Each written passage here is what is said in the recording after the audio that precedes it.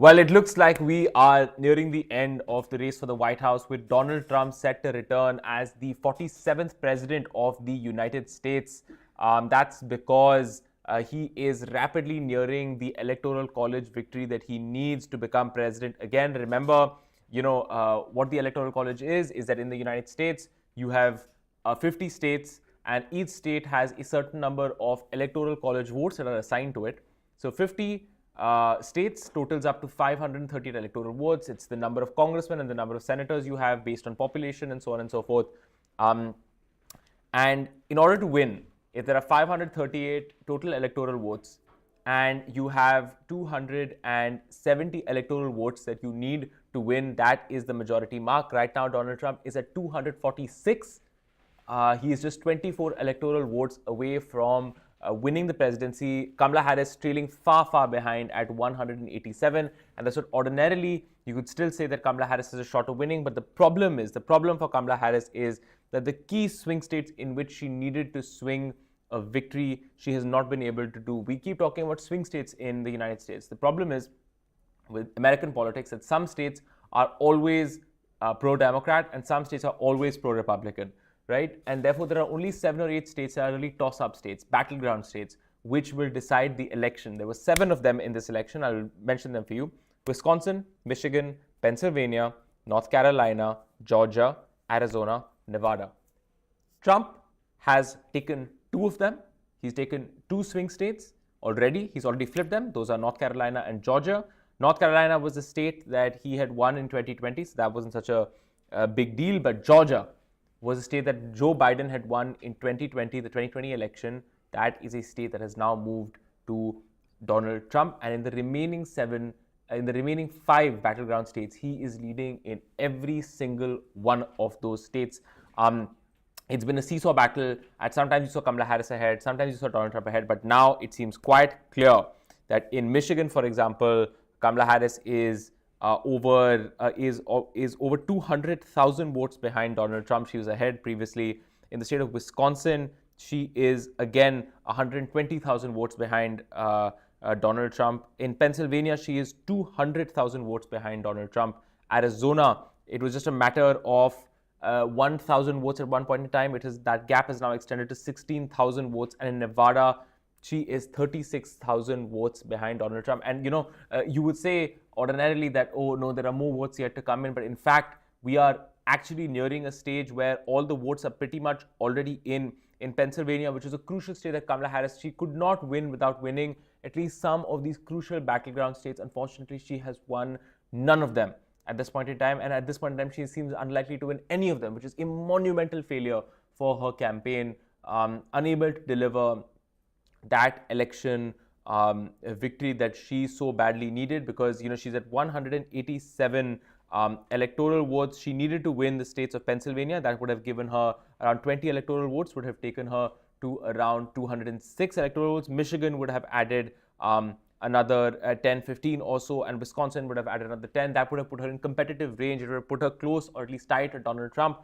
Unfortunately, she does not have the support she needed to win this election, which means increasingly the New York Times is showing that there is a greater than 95% chance of Donald Trump returning as president of the United States because of this. And we're seeing visuals come up of Donald Trump supporters. We'll just pull up those visuals for you right now of Donald Trump supporters increasingly feeling fantastic about their night. They're feeling, I was reading some descriptions of them getting rowdy, enjoying their night, enjoying the fact that their candidate is likely to return as president of the United States. Donald Trump, who's the 45th president of America from 2017 to 2021, is set to return for another 4 years. J.D. Vance, his running mate, the senator from Ohio, will become the vice president of the United States. And at the same time, we have Kamala Harris, and her supporters are leaving dejected from the campaign venue where she was supposed to speak. She has, in fact, cancelled her remarks for the day. She is not going to be speaking tonight, which was something that she was expected to do. But we have those visuals of her supporters just leaving in absolute droves from Howard University, which is where her alma mater, where she studied, a historically black university. But unfortunately, it seems that things have not worked out for her. and therefore she will not be giving a speech. Her campaign co-chair, in fact, came out and said that you will not be hearing from the vice president tonight. Of course, some people are saying that, look, we think that there is still a path to victory for us, but increasingly that seems very, very unlikely. It seems very unlikely that it seems very, very unlikely. And a lot of the predictions that were coming in about a close race, about perhaps a democratic victory, a better organized ground game, those have not borne through. Now the big question I think for a lot of you will be, why did this happen? Why did the Democrats lose? And I think that it's a range of factors, ranging from the fact that as has been pointed out by other people, I'll simply follow on with that analysis, which I believe is correct, which is that over 70% of Americans right now believe that the country is headed in the wrong direction. And the Democrats have been in charge for the last 4 years. There is widespread dissatisfaction with the state of the economy. Inflation was very high until recently. It has come down now, but that feeling that the economy, the feel-good factor around the election around the economy, has not been in favor of the Democrats. And Donald Trump, where the economy was relatively strong between 2017 and 2021, there was a strong sentiment in favor of Donald Trump. He was rated much more highly on matters of handling the economy. That was a strong factor in his favor. What was also a strong factor in his favor was, like I said, that many Americans feel that the country is going in the wrong direction, and that cannot be a good thing for the party in power. So a broader sense that America is headed in the wrong direction. The economy, the sense, what was being called a vibe session, to use a Gen Z term, that the vibes around the economy were just not in favor of the Democratic Party and in favor of Donald Trump. Remember that in 2020, I remember tracking the 2020 election very closely as well, and that was exactly what was said then as well, that the economy was struggling, the COVID-19 pandemic was picking up, and Joe Biden took advantage of that and absolutely won the White House. The people were dissatisfied with Donald Trump's handling of the COVID-19 virus as well. So that was absolutely a factor as well in this election. Of course, another factor being that Joe Biden, the incumbent president, is not very popular, very, very low approval ratings. His disapproval rating is somewhere in the high 50s. So far, far more people disapprove of his performance in office than approve of it. And that means that there is going to be significant anti-incumbency in the United States. Of course, there are also other problems beyond the economy. Foreign policy has been a bit of a disaster for the Democrats for the last year or so, with the war in West Asia, the war in Ukraine. Lots of people very, very tired of the United States getting into these foreign conflicts. You could argue about how much choice they had about getting into these conflicts in Ukraine and whether it was really their fault, but at the end of the day, voters judge by what they're seeing.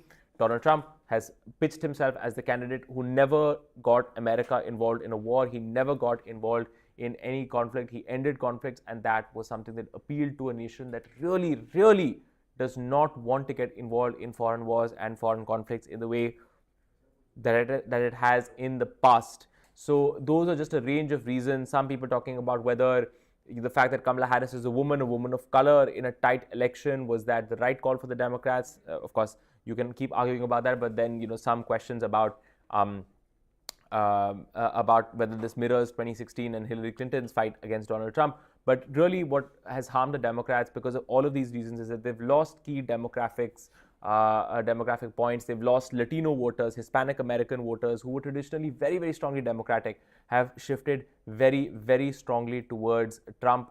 So there was a massive shift of maybe 30 points in some states among Latino voters towards Donald Trump, which is an absolutely massive, massive, massive development. Also, you're seeing that as someone has very rightly pointed out, people are diving into the data as this goes on, but people are pointing out that Harris has underperformed Biden's performance in 2020 with every single voter demographic except college-aged voters and women. And that's the big issue here, that they have lost ground among minorities, among white voters, among men, among young men especially, and have not made up ground elsewhere. So that is really a massive problem that the Kamala Harris campaign has faced. Again, she has not come out with a statement at this point in time. Kamala Harris has not stated, has not conceded or made any particular statement right now with the election. But voting is, of course, still ongoing. But it rapidly seems like there is no path to victory for Kamala Harris. It does seem like Donald Trump will be returning to the White House as the 47th President of the United States. J.D. Vance will be the Vice President. We will, of course, keep you absolutely updated on this story with the latest developments as they come, the latest analysis. We will get you more interviews. You have Geeta Mohan on the ground as well, Rohit Sharma on the ground as well, and we will be chatting with them about what they see as how the rest of this day is likely to play out. Thank you so much for watching us here on India Today Global.